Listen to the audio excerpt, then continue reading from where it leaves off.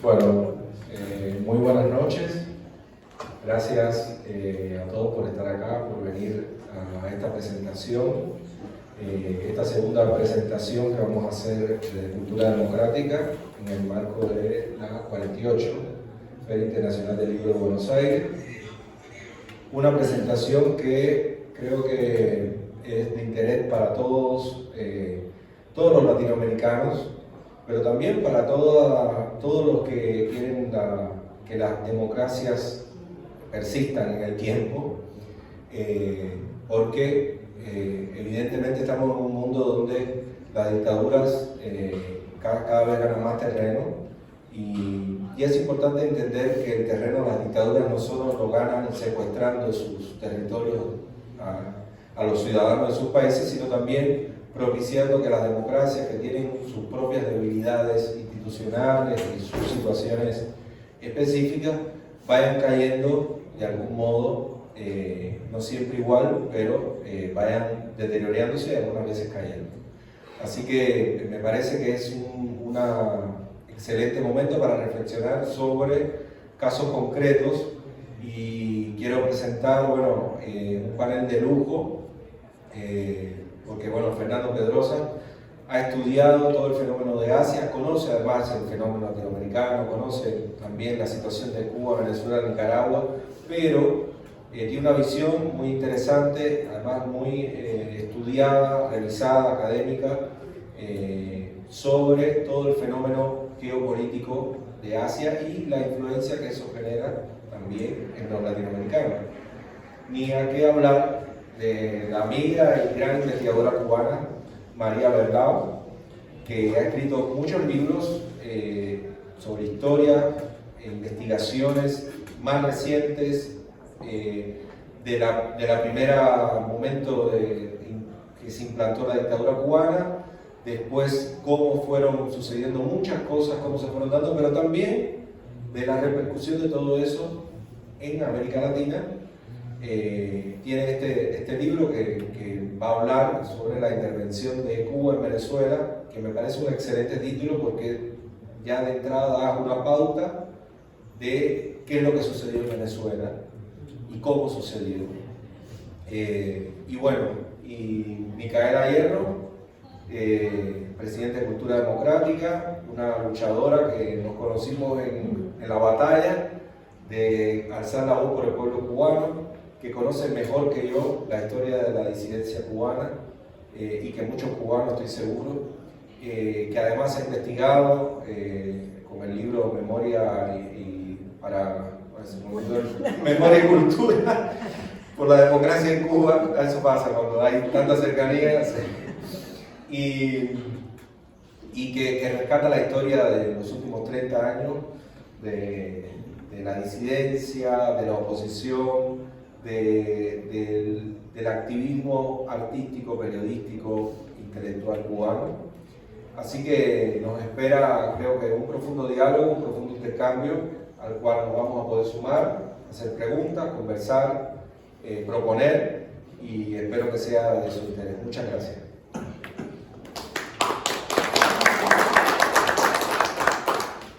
Gracias, Tito.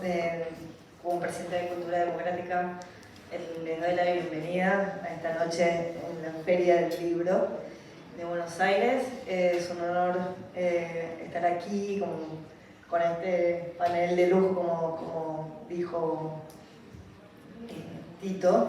Y antes de comenzar, y ya aviso antes de volverme, ustedes ven unos banners aquí al costado y al ingreso de la sala. Son obras del artista cubano Julito López Casal y tienen unos QRs que llevan a la página de Memoria y Cultura por la Democracia en Cuba. Es un micrositio donde compila muchas de las historias, entrevistas a miembros de la sociedad civil cubana y proyectos que trabajan por la libertad de expresión. Para después de la charla, si se quieren acercar a las obras.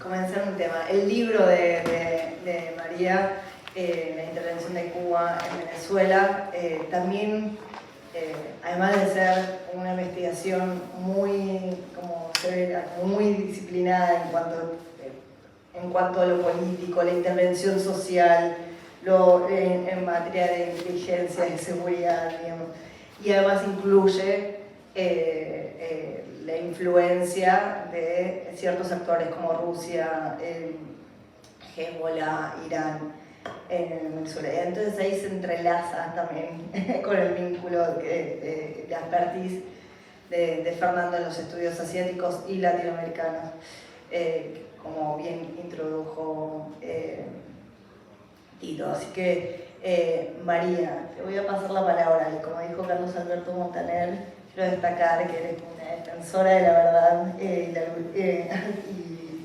en Cuba, como para dejar aquí documentado, bien documentado, para que sea indiscutible este hecho tan grave que es como la intervención de Cuba en detrimento de la democracia en Venezuela.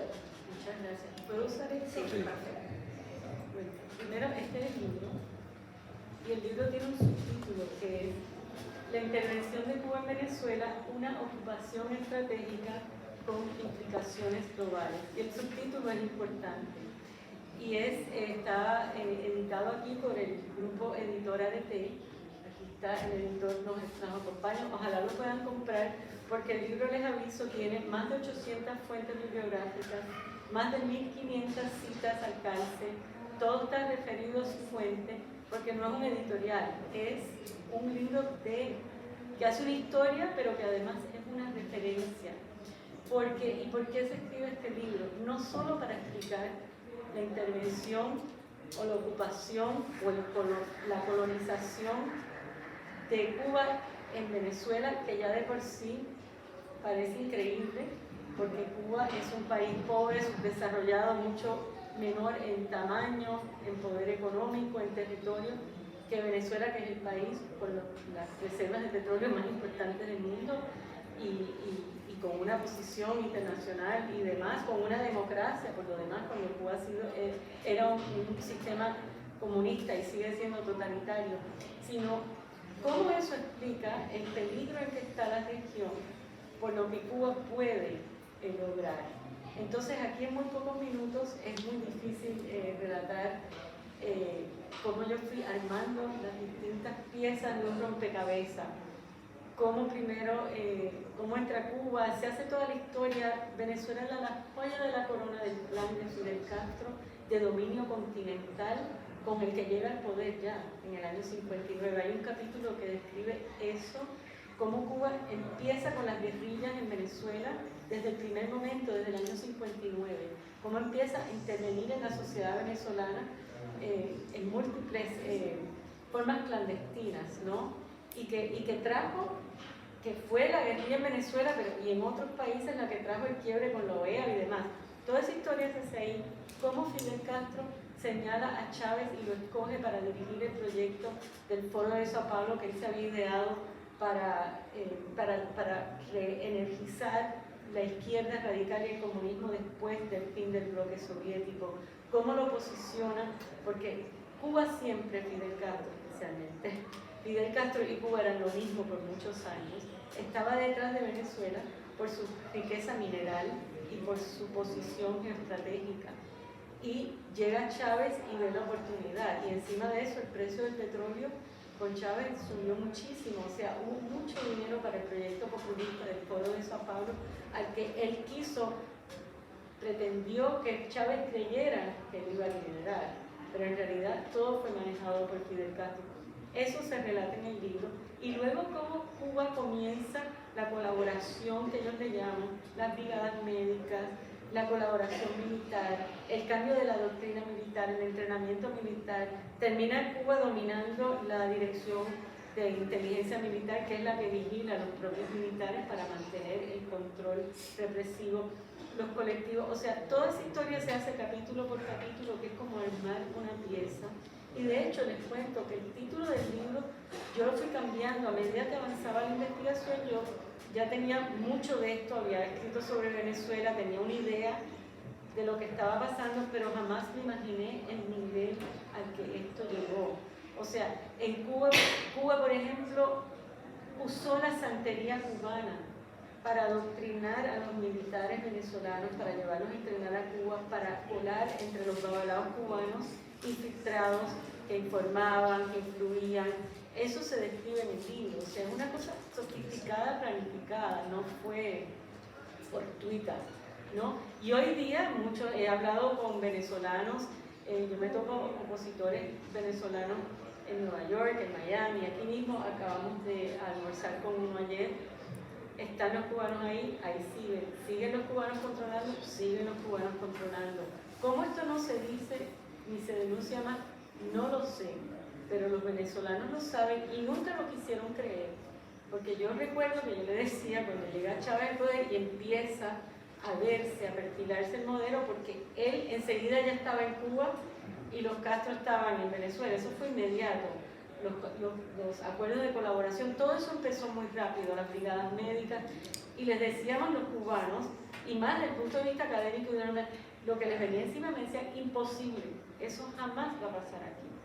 Y miren lo que ha pasado, Venezuela hoy tiene, se calcula o se dice, 8 millones de exiliados en los últimos 10, 15 años, ¿no?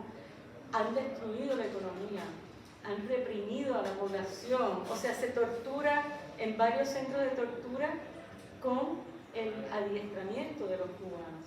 Entonces, la evidencia está ahí y lo viven los venezolanos todos los días, incluso sigue ahí, siendo Venezuela y Cuba unas economías cada vez más depauperadas, porque han creado un eje de intereses convergentes cada vez más con Rusia, China, Irán, redes criminales que mantienen ese modelo y que ahora es muy difícil, ya lleva el chavismo, o como le quieran llamar ese sistema, 25 años en Venezuela, y en Cuba 65 años de gobierno totalitario, que se dice comunista, pero porque tiene una constitución comunista, pero es un capitalismo de Estado, es un Estado mafioso, etc. Entonces el libro también describe cómo es que Cuba logra esto. Y hay un capítulo que se llama La competencia distintiva de Cuba, donde yo tomo un término de los negocios que se llama Core Competency y lo uso para la estrategia. Cuba crea unos talentos, unas capacidades que son bastante únicas para un Estado totalitario, que con las circunstancias que tiene Cuba, y dado que Cuba es un país donde no hay elecciones, alternancia de poder, rendimiento de cuentas, instituciones y demás, pues ha podido con su sistema de inteligencia, propaganda, la creación de grupos de amistad y agentes y colaboradores en todo el mundo, tener una influencia desproporcionada, que nada más que hay que ver en que Cuba tiene 126 embajadas en el mundo, es el país de Latinoamérica que más tiene, más que Argentina, más que Colombia, más que México, cuando el PIB de Cuba es casi como el de Haití y la población son 11 millones.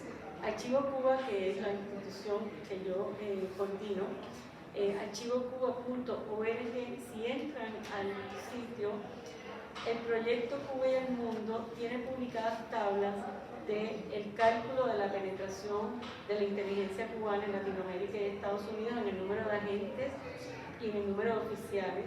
Tiene la tabla de comparación de las embajadas y esto realmente es lo que explica. ¿Cómo es posible que un país, tú decías en tu presentación de ayer, del grupo parlamentario de amistad, hay 109 grupos parlamentarios de amistad? ¿Qué país de ese porte? ¿Tú te imaginas Ecuador con grupos parlamentarios de amistad, grupos de amistad con Ecuador, ese número de embajadas? Eso es lo que explica, esa es la competencia distintiva. Y con eso termino para pasarle la palabra.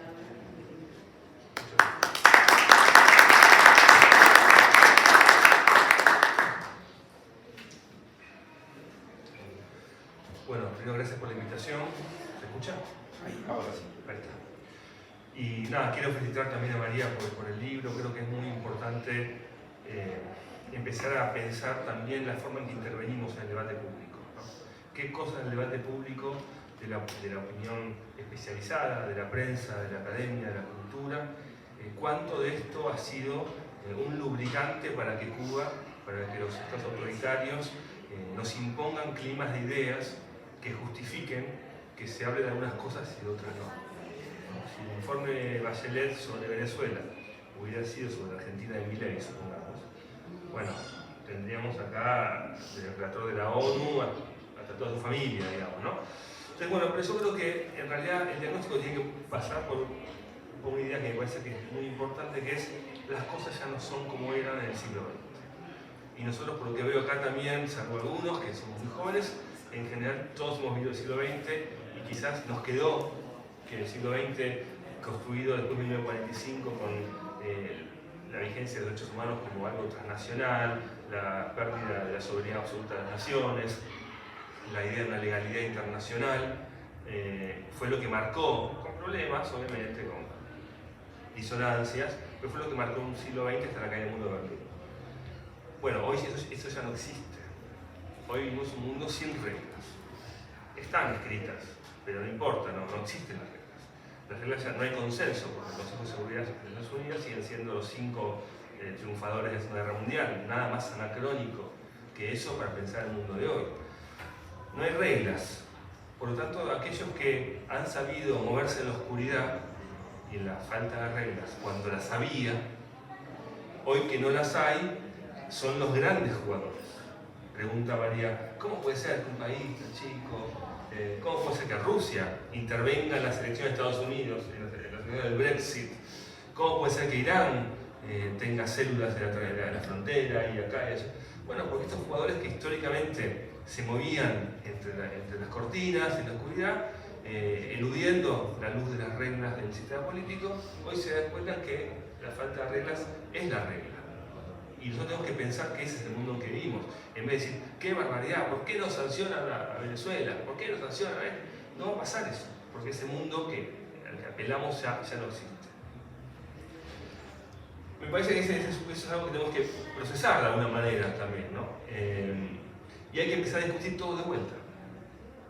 Entonces, cuando la izquierda cae derrotada en la Unión Soviética, se derrumba la Unión Soviética, en el mundo de Berlín, sus mentes más lúcidas, el Foro de San Pablo, dicen, nosotros perdimos con una causa, perdimos porque fuimos muy tontos, le dejamos a Occidente el discurso de la libertad, los partidos verdes, el feminismo, lo antinuclear, la música, la cultura, todo eso era Occidente y nosotros éramos el obrero oscuro, la economía, el homogéneo. Tenemos que robarle a Occidente esas banderas y cambiarle el sentido. Y eso hicieron, ¿no? Hoy lo verde significa anticapitalismo, las disputas por el feminismo, por los pueblos originarios, son todos antiliberales, profundamente antiliberales. Hoy todo lo que tiene que ver con la sociedad civil ha sido apropiado por el lenguaje de la izquierda autoritaria. Entonces, y Occidente se quedó con el discurso económico, el discurso del capitalismo. Entonces, hoy ellos invirtieron la ecuación que los llevó a la derrota, entre otros motivos, de la Guerra Fría, y han construido la cancha en la cual se juega el partido. Y el que construye la cancha es el que tiene la ventaja, ¿no?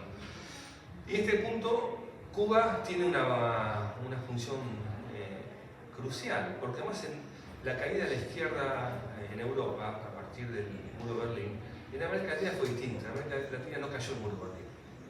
No cayó porque en Europa la izquierda europea era una izquierda socialista, era una izquierda marxista, aunque no, o socialdemócrata, de vínculo. La socialdemocracia alemana es el partido fundado por Carlos Marx, aunque hoy sea socialdemócrata, aunque haya sido antisoviético. Tuvieron Europa, el pensamiento europeo de izquierda, progresista, tuvo mucho vínculo con el socialismo. Por lo tanto, la caída del muro de Berlín los afecta centralmente. Ellos tienen que rediscutir, en Europa se discute la caída del muro de Berlín. En América Latina, la izquierda no tiene que ver con el marxismo estrictamente. Tiene que ver con el marxismo, tiene que ver con los jesuitas, tiene que ver con el nacionalismo, tiene que ver con los cepalianos, con CEPAL, tiene que ver con la teoría de la dependencia, tiene que ver con un montón de raíces donde el marxismo es una pata. Por lo tanto, cuando se derrumba el socialismo, no se derrumba la izquierda en América Latina, como pasa en Europa. tiene mucha capacidad de reacción, de rearmarse. Por lo San Pablo, obviamente, ya es inmediatamente reconstruir una narrativa a partir de las ideas de Laclau y otras ideas muy similares que hacen esto que yo dije, que es retomar todos estos discursos políticamente correctos y quitarles toda su capacidad liberal, ¿no? Entonces, bueno, Cuba es el know-how de todo eso. Lo que tiene Cuba es como Japón. Japón no es un país que tenga grandes praderas donde cultivar, grandes cabezas de ganado para vender carne, numerosa población. Tiene un know-how como Taiwán para hacer superconductores, para hacer tecnología de punta. Bueno, Cuba tiene el know-how de cómo intervenir informalmente en la política de los otros países. Y además mantiene el aura de progresista, que como digo, en América Latina no se derrumbó. Las élites latinoamericanas no repudiaron el socialismo porque no sintieron que ese derrumbe fuera el derrumbe de ellos totalmente. Perdimos una batalla, ¿sí? Una parte nuestra perdió ahí, pero en América Latina somos más que el marxismo. Entonces Cuba tiene ese know-how y ahora tiene las condiciones de contexto para poder desarrollarlo y a su vez tuvo la complicidad. Es decir, tomó Venezuela porque el gobierno de Lula decidió que le convenía que Chávez creciera. No porque le conveniera que el socialismo en Venezuela, le convenía a Brasil, al liderazgo de Lula, ser el que lo contenga. Cuanto más malo era Chávez, más valor tengo yo ante los demás por ser el que lo contiene, le digo a Estados Unidos. No se preocupe por Chávez, que Chávez lo encargo yo. Chávez se va a quedar ahí. Entonces, bueno, también se dio una coyuntura con el socialismo del siglo XXI, con todo. En el siglo XXI, con todos los gobiernos de izquierda de la región, vemos que Cuba, que es una suerte de parásito, va encontrando en grandes animales, como fue la Unión Soviética, como Rusia, como Irán, como China, como Venezuela, la capacidad también de supervivencia. Es un juego también que los incluye a ellos y a los demás.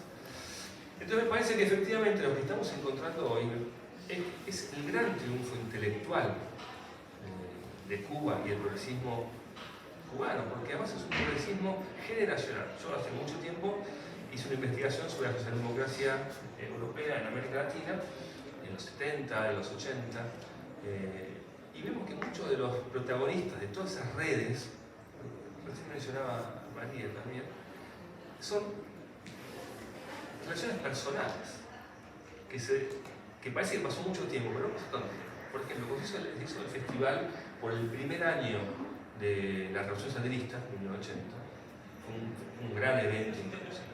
¿Quiénes estaban ahí? Estaba Mel Zelaya, cuya esposa hoy es presidenta de Honduras. Estaba Daniel Ortega, obviamente, que hoy es presidente. Estaba Torrijos. Bueno, no está Torrijos, porque soy como presidenta de menos de 10 años en Panamá.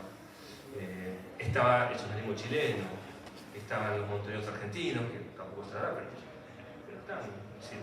Estaban las mismas personas, estaba Carlos Andrés Pérez, que después rompe con ellos, pero había gran parte de la izquierda venezolana, del PRI mexicano. Bueno, López Obrador va a tener mucha relación con todos esos grupos. Toda la parte caribeña, los granadinos, que es una isla muy pequeñita, pero que tuvo una revolución en los 70, marxista bancada por Cuba, muy importante. Los jamaiquinos, que tenían un partido de izquierda cubano que todavía lo tienen, que era oficialista, muy importante. El PLN dominicano. O sea que no solo tenemos que Cuba sigue resistiendo allí, sino que hay una generación de políticos que criados en los 70, en los 80, en los 60, que siguen vivos y que siguen con esa influencia, que sigue toda esa de Cuba no se puede hablar. ¿No? Yo entrevisté a muchos políticos democráticos que dicen, no, yo Cuba no quiero, porque todavía existe esa idea de que, bueno, Cuba es la revolución romántica, ¿no? Eso que pasó en los 60, todavía sigue influenciando a las intelectualidades de nuestros países, gente que ahora es más grande, que tiene 70, 80 años, pero que sigue todavía siendo importante en muchos casos. Entonces me parece que para ir cerrando, creo que es importante saber que tenemos que dar la batalla cultural de vuelta, tenemos que volver a resignificar todas las cosas, lo que significa la libertad, el capitalismo, la democracia, el feminismo, los pueblos originarios, lo antinuclear. Tenemos que construir información, tenemos que construir libros que permitan a otros intelectuales, a los académicos, porque efectivamente una cosa que ha tomado la izquierda autoritaria son las universidades, son el sentido común de las universidades, son facultades, la UBA, las facultades de ciencias sociales. No es que te vas a línea y dices vos tenés que apoyar a Cuba, pero toda la literatura de mi cátedra, yo no la puse obviamente, te hace ver el mundo con una perspectiva marxista, porque son marxistas claramente. Entonces me parece que hay que dar esas batallas, hay que volver a ponerse el overol, y me parece que hay que entender que esto yo, si bien yo no estoy de acuerdo con Milei, sí estoy de acuerdo con Milei en que Occidente está en peligro, en el sentido de que la idea occidental original de la república, de las libertades, hoy está en discusión, y creo que el ejemplo más patente de eso, y para ya cerrar, es lo que pasa en las universidades norteamericanas hoy. El gran triunfo de Cuba y de las élites intelectuales latinoamericanas fue meter el latinoamericanismo intelectual en la academia norteamericana. Eso en la Guerra Fría no pasó. En la Guerra Fría los intelectuales europeos sí eran medio socialistas, pero los norteamericanos nunca. Podía estar Chomsky dando vueltas, pero en general la academia norteamericana fue siempre occidental, liberal, pro libertad, no tuvo dudas nunca ideológicamente de su posición frente a la Unión Soviética. Lo que cambió también radicalmente hoy es eso. Hoy las academias culturales y académicas universitarias norteamericanas son construidas a partir del pensamiento latinoamericano de la dependencia. Así que bueno, como dicen, no hablé de Asia, pero los chinos siempre tienen una maldición que es ojalá vivas tiempos interesantes. Y bueno, creo que estamos viendo tiempos muy interesantes.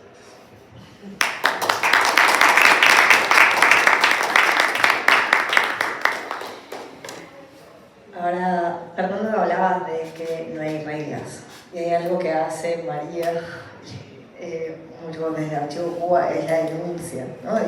Y ambos son académicos, de trayectoria y tienen ese sentido de que esa investigación sea útil para la denuncia. En un mundo donde no hay reglas, digamos, se supone que la denuncia uno se lo lleva a una institución, un organismo internacional y demás, que debe responder y tomar acciones como para que se vuelva y se cumpla con la regla, con la norma, con un tratado internacional, con se respete el Estado de Derecho, los derechos fundamentales, etc. ¿A quién va con una denuncia hoy en día? ¿Quién escucha? Digamos, si mencionaste el informe Bachelet, y en Venezuela sigue estando ahí Maduro, cantando bajito y haciendo lo que quiere. ¿Qué se hace? Y Díaz-Canel en Cuba, que nadie discute. Es que hay gente que ya ni por ahí piensa que sigue Raúl Castro, Fidel Castro murió, pero digamos, Díaz-Canel, la gente sigue con el romanticismo de la Revolución Cubana y bueno, ¿quién es el presidente de Cuba? Nadie sabe quién es el presidente de Cuba, Díaz-Canel, el personaje de Díaz-Canel. ¿Quién eligió a Díaz-Canel? ¿Dónde están las reglas? ¿Qué debe uno hacer? Digamos, ¿cómo reconstruir las instituciones democráticas? Yo soy internacionalista y la verdad que empecé siendo idealista con Naciones Unidas y hoy en día yo digo, metan una bomba en Naciones Unidas, así como la Sociedad de las Naciones desapareció y se fundó las Naciones Unidas, hoy en día digo, bueno, a barajar de nuevo. ¿De qué sirve Naciones Unidas para realmente que se respeten los derechos humanos, promover la democracia y hacer valer la paz? Cuando tenemos hoy tenemos varias guerras y no estamos en una tercera guerra mundial es porque no prestamos atención donde hay conflicto latente. ¿Qué me pueden decir al respecto? Muchísimas cosas, pero para escoger algunas. Creo que con estados totalitarios, criminales como son Venezuela, Cuba y Nicaragua, no hay nada que hacer sino buscar cómo aislarlos, presionarlos y derrotarlos. Eso es una parte a lo que estamos hablando de guerra cultural, ideas. Yo puedo con este libro tratar de dar a conocer Cuba, pero lo importante es que las personas que hagan política y que destinen los recursos a defender a sus países y defender las democracias, comprendan la amenaza y dediquen los recursos a la contrainteligencia y a derrotar esos regímenes. Te voy a dar ejemplos de lo que se puede hacer.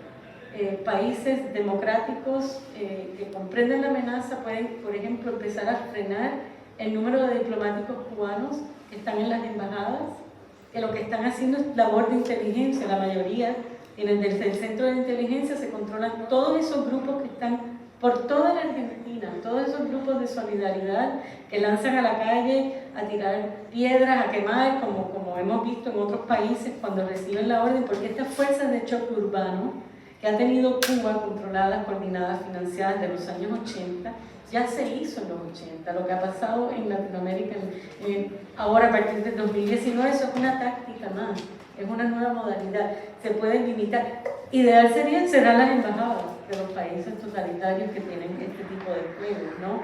Pero eso, aquí podríamos hablar de la cultura, de Che Guevara y desenmascarar que Che Guevara, pero ¿sabes qué? Yo he llegado a la convicción, había un desertor soviético de los años 78, creo que él se fue en la India, que se llamaba Yuri Bezmenov. Él trabajaba en el aparato de propaganda de los soviéticos, no era Pravda, en una de las agencias de los rusos.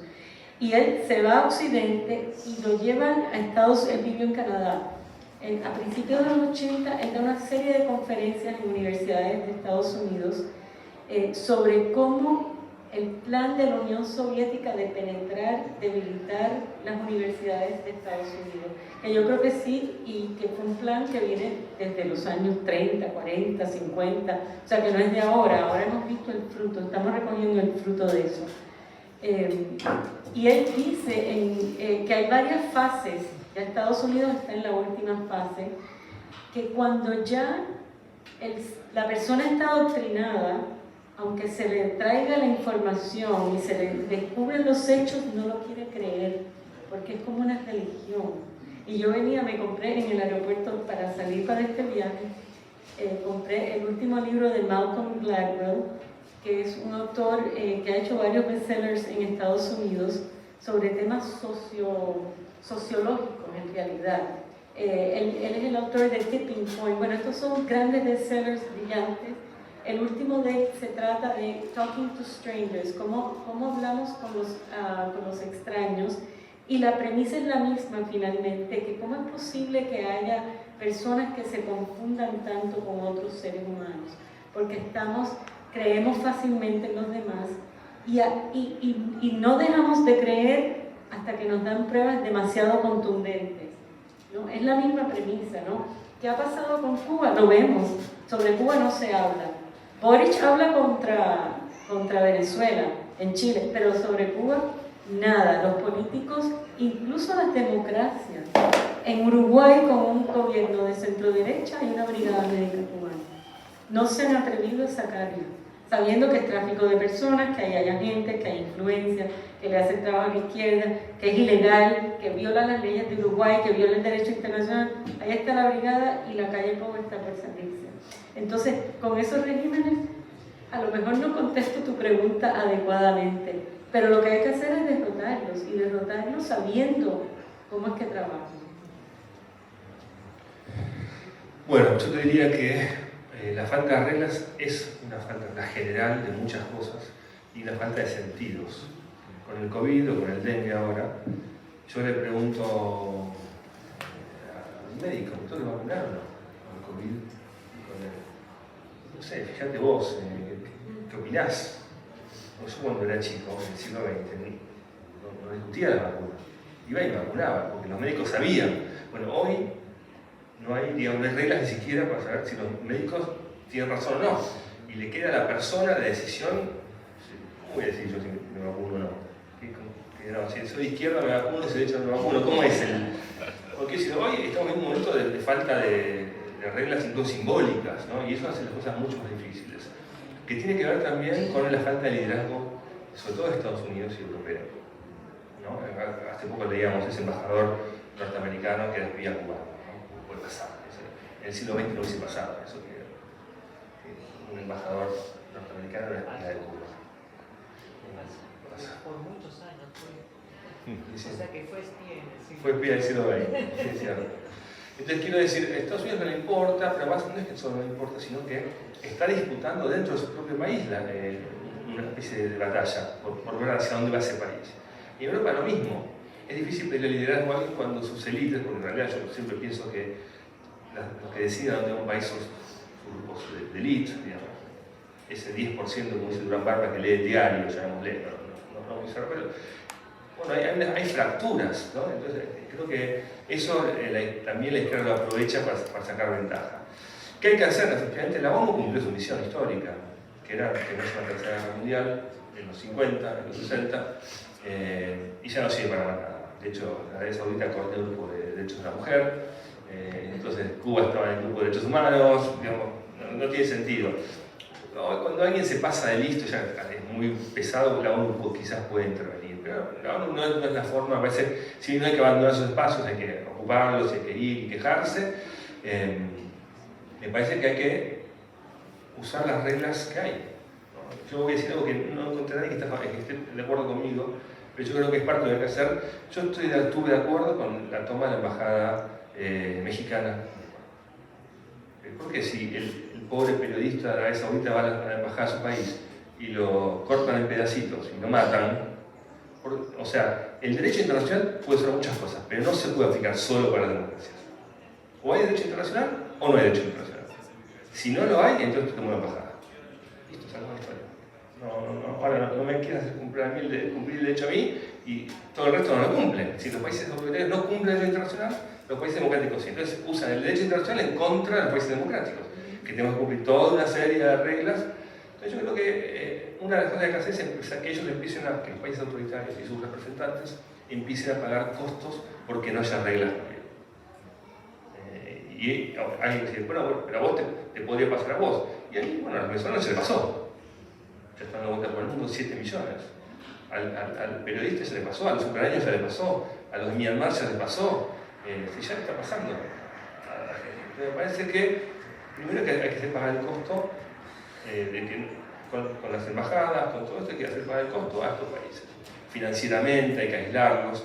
Y segundo, hay que hacer redes entre activistas de la sociedad civil que no sean progresistas o de izquierda autoritaria.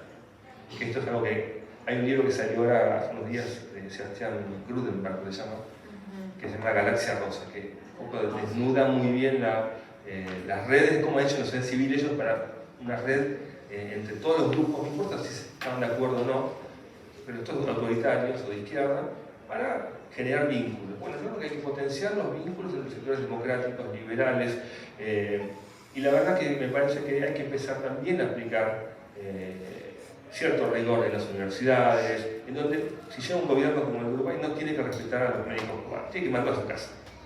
Y si, no sé, si hay un grupo de financiamiento de la cultura que hay que sacárselo. O sea que no hay más reglas. Lo que yo creo que no hay que cumplir, nosotros cumplir la ley, yo no. Y eso me parece que suena feo porque es la ley de la selva, diría uno. Pero es la ley de la selva. Y seguimos la ley de la selva. Son los ucranianos. Los rusos se meten en las elecciones de todo el mundo, envenenan a opositores fuera de su país. Sus opositores están en Londres y te matan. Ojeda se llama el chileno, el que venezolano en Chile. Sí, eso yo te iba a decir. Bueno, no, hay que respetar a los exiliados de no sé, de los amigos de Irán, no, que si ellos no respetan la embajada de Israel acá, ni la AMIA.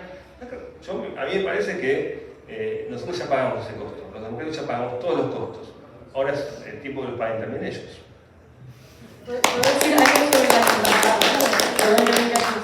Curiosamente, ¿no? Carlos, lo que tú mencionas con la embajada, la toma de la embajada de México en Ecuador, nosotros publicamos que Cuba en 2 ocasiones invadió embajadas, invadió con tropas, hubo muertos y todo, de gente que iba a pedir asilo, o sea, que iba a usar el derecho internacional de asilo, y nadie chistó. O sea, ningún país latinoamericano que yo sepa. Pero ahora ahora el canciller cubano. Ahora el canciller cubano, sí, porque es que el problema es que ellos no respetan las reglas y viven en una comunidad internacional que presume que las respetan. O sea, es una locura, estoy de acuerdo contigo. Algo que también es muy interesante para pensar en el mundo de hoy es que los estados tienen proxies ilegales. Por ejemplo, el estado ruso tenía el grupo Wagner, pero tiene la mafia rusa en todos los países del mundo. El estado chino tiene la mafia china. Venezuela y Cuba se dieron cuenta de eso. El Tren de Aragua en Chile es el brazo ilegal y las mafias del narcotráfico. Bueno, entonces también hay que empezar a mirar la fusión entre el narcotráfico y los países autoritarios, porque el narcotráfico les permite no solo financiarse, sino hacer lo que no pueden hacer a veces formalmente, ¿no? Y creo que es un dato de este momento, que está muy poco tomado en cuenta, ¿no? Lo de Ojeda en Chile fue con las mafias, ¿no? Entonces, pues, ese es un tema, claro, mafias hay en todos lados, estas son mafias paraestatales. Creo que es una mafia de un carácter inédito para lo que estamos mirando, ¿no? Es un elemento novedoso. A veces cuando dicen, no, porque ahora hay mafia, hay narcotráfico en Rosario. ¿No? El Estado argentino no puede educar a los chicos, o sea, menos va a terminar con un negocio de narcotráfico, pero cuando miramos los negocios de narcotráfico vemos que lavan capitales en Europa, en Estados Unidos, compran armas en Rusia, venden productos en otros países, son empresas transnacionales. Entonces los estados nacionales no tienen ninguna capacidad para enfrentar a estos grupos transnacionales. Cuba y Venezuela son grupos transnacionales, no son países solamente. Entonces ahí sí donde se requiere cierta articulación de los países que son democráticos, que no existen. De hecho, la única articulación es la que registran ellos, la CELAC, el UNASUR, el Mercosur, todos los grupos no sirven para nada, pero que para ellos sí sirven. Entonces, también hace falta una articulación de los grupos democráticos, que no hay tradición que existe. Esa es una tradición de izquierda, básicamente, que viene de la época de las internacionales socialistas. Entonces, todo lo que no es izquierda no hay tradición. Bueno, ¿cómo se juntan los partidos? Bueno, hay unas redes, la Red Leal, la Internacional Cristiana, las fundaciones alemanas, pero finalmente son muy débiles.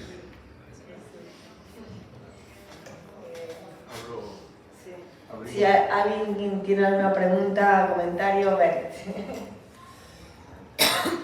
no han enseñado tu libro, que me parece muy interesante.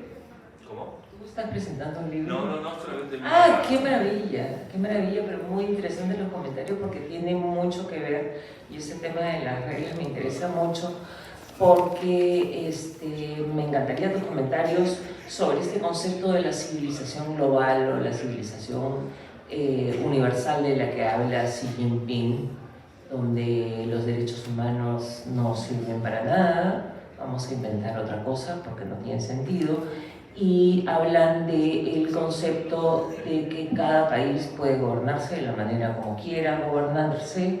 Si Cuba es autoritaria, pues que siga haciéndolo. Si Venezuela quiere exterminar a cualquier persona que sea competencia para ellos, que lo sigan haciendo. Entonces, y se pierde el concepto de derechos humanos, ¿no? Y estaba viendo que las reglas son básicamente la soberanía nacional, ¿no? Básicamente las reglas de la paz de Westfalia, y los derechos humanos no existen, ¿no? Entonces, mientras tú conversabas, perdóname que el comentario sea tan largo, acaba de ser creo que 25 aniversario o 28 aniversario de una toma de rehenes que hubo en el Perú muy famosa, que tuvieron a rehenes por 120 días y finalmente murieron 2 policías, uno de los rehenes, y asesinaron a todos los rehenes. Hasta el día de hoy sigue en juicio toda la fuerza armada por haber asesinado a los terroristas, hasta hoy. Entonces, esto lo saben perfectamente los grupos subversivos de izquierda, que los derechos humanos siempre los van a defender. O sea, tuvieron 120 días de rehenes. Entonces, o sea, ese tema me parece fundamental. O sea, ¿qué opinas de estas ideas que está metiendo China? Ya que eres un especialista en China, perdona que no te haga la pregunta a ti, María, pero contigo converso todo el tiempo. ¿Qué opinas tú? Porque estas son ideas justamente de China como abanderado que está lidiando en Medio Oriente, está lidiando con todo el mundo. ¿Puedo meter una cuchareta? Sí, sí. Como diría Juan, Yo le pegué que cuando hablas de la pérdida también del sentido de los derechos humanos, eso es parte del vaciamiento de lo que hablabas, de todos los términos, de democracia, ¿no? Derechos humanos, pero cuando se convierte todo en un derecho humano. Derecho a la información es un derecho humano, derecho al medio ambiente, todo como si fuera fundamental. Ahora, derecho a internet es un derecho humano, digamos todo es como, digo, pero si puedo vivir, no cambia mi esencia de mi dignidad humana si no tengo internet, pero aparentemente ahora es un derecho humano y así todo, ¿no? Y entonces el derecho al aborto, o sea, negando el derecho a la vida, digamos, ahí es, digo, más allá del provida y demás, es cuando ya más allá de centro, derecha, cuando ya se vulnera el derecho a la vida y ya cambia todo el sentido, ya, ¿cómo puedo defender los derechos humanos? El derecho a la libertad, si no puedo defender el derecho a la vida. O sea, ahora ya se ha institucionalizado que el derecho al aborto es un derecho humano, prácticamente. Entonces, no tengo el derecho a la vida, libertad de expresión, libertad de movimiento, todas las otras libertades pierden sentido del derecho al aborto. Pero perdón pero digamos, en esto de vaciamiento de los derechos humanos... Realmente lo que trata el libro de María, porque lo conozco y lo he leído hace bastante tiempo, y me van a disculpar, pero si no le pregunto tanto a María. El libro de María es sobre eso. El libro de María habla sobre todas estas violaciones que hay a los derechos humanos, el control de los seres humanos, de qué manera un país como Cuba puede entrar en otro país que es mucho más grande, bueno, obviamente, uno más chico puede entrar en uno más grande, pero se apropia de él, ¿no? De qué manera en Venezuela están pasando todas estas cosas. Y ya que mencionaron el tema de los derechos humanos, por un lado, ellos dicen que los derechos humanos no sirven para nada, no lo dicen de la misma manera, pero de alguna manera tenemos que rehacer todo esto, pero cuando les conviene, o sea, infringiendo los derechos humanos, los defienden. La Corte Interamericana de Derechos Humanos defiende a quiénes, a los terroristas, a los delincuentes, a todo lo que se menciona en el libro de María, a todas estas barbaridades se defienden. Bueno, hay que recordar que la ONU también es una asamblea, simplemente. Una asamblea donde el que tiene más votos maneja la línea de la institución. Y hoy los países autoritarios en general son más que los países democráticos en muchos casos. Entonces, la conformación de las comisiones, los grupos, todo está permeado por eso. Entonces, bueno, eso es así. Yo diría que China, son dos cosas con China. Una es lo que las élites latinoamericanas quieren de China. Y otra lo que quiere China. Son dos cosas diferentes. Las élites latinoamericanas usan China para legitimar sus reclamos pre-Guerra Fría o de la Guerra Fría. Es decir, ven en China un aliado para enfrentar a Estados Unidos, ese discurso de la pobreza, salir de la pobreza, el socialismo. Bueno, yo creo que lo que quieren hacer las latinoamericanas es llegar al poder las izquierdas autoritarias y usar a China para eso. No creo que quieran vivir un sistema como el de los chinos. Quieren usar a China. Me parece que es para conseguir financiamiento, para conseguir apoyo, etc. ¿Qué quiere China? China quiere hacer negocios y también quiere quedarse con el mundo, lo cual es legítimo. Es decir, a diferencia de la Unión Soviética, no viene a plantear un cambio radical, porque es una potencia capitalista, pero sí dice: yo quiero ser la que mande en todo este juego. Y Xi Jinping hace eso, básicamente, ¿no? Entonces, quiere decir, pero eso viene de un sistema que hay que estudiarlo. Vos imaginate, nosotros vivimos bajo la sombra de Estados Unidos, históricamente.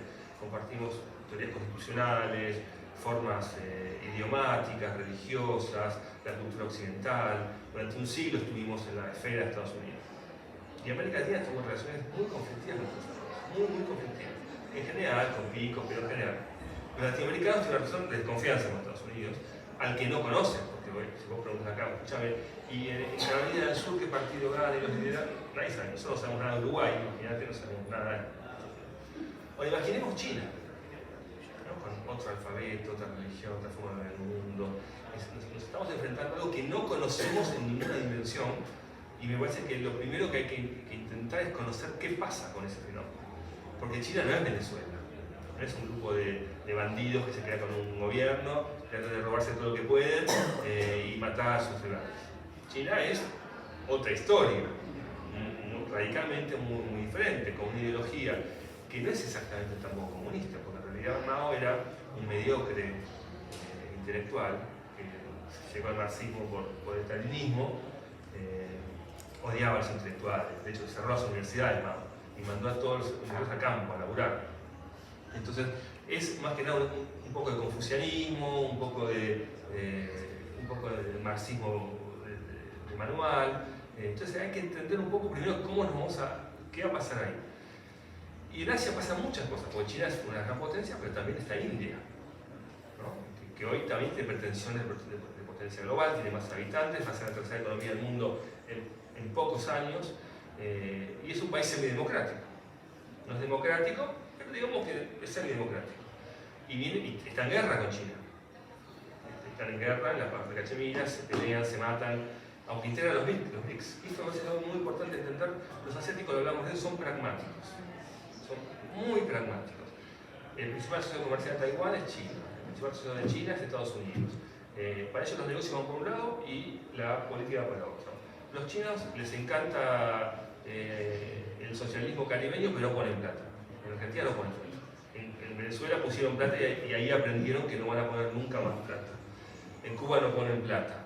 Entonces yo creo que me parece que el problema de Latinoamérica, más que los chinos, somos los latinoamericanos.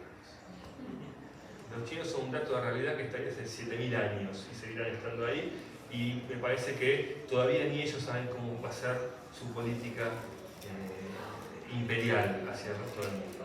Tenemos algunas noticias, ¿no? Vemos lo que pasa con sus vecinos, con Vietnam, otro país comunista, se odia. Vietnam es una aliado de Estados Unidos, hablando de pragmatismo oriental, ¿no? Con la guerra de Vietnam, toda esta historia, son aliados y son enemigos de los chinos.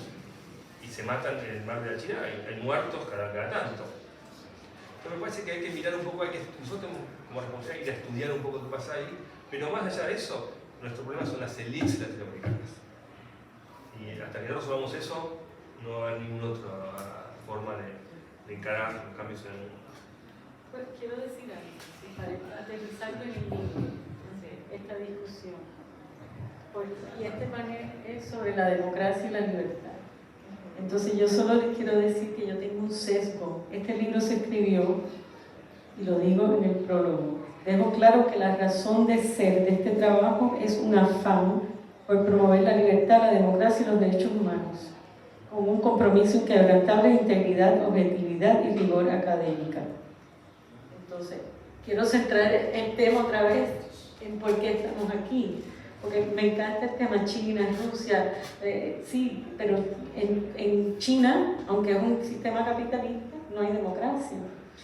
Y es muy peligroso para Latinoamérica lo que están haciendo de instalar todos estos sistemas de cámaras de seguridad, de control de la población. A mí no me gustaría vivir bajo ese sistema, aunque fuera capitalista y provee mucha mejoría económica de como estaban cuando no lo eran, ¿no? Y el libro de Venezuela, en realidad lo que pretende es eso, crear una alerta, mira lo que está pasando, lo que ha pasado en Venezuela, lo que ha pasado en la región, y podría llevarlo mucho más para atrás, porque inicialmente tú estabas hablando como las élites y la intelectualidad de Latinoamérica, es verdad que no era marxista ortodoxa. Yo creo que siempre ha sido pro-cubano, incluso desde antes de llegar Fidel Castro a la Sierra Maestra por esta cuestión revolucionaria y demás, que es interesante, o sea, es una conversación interesante que la voy a dejar ahí para que puedan hacer más preguntas.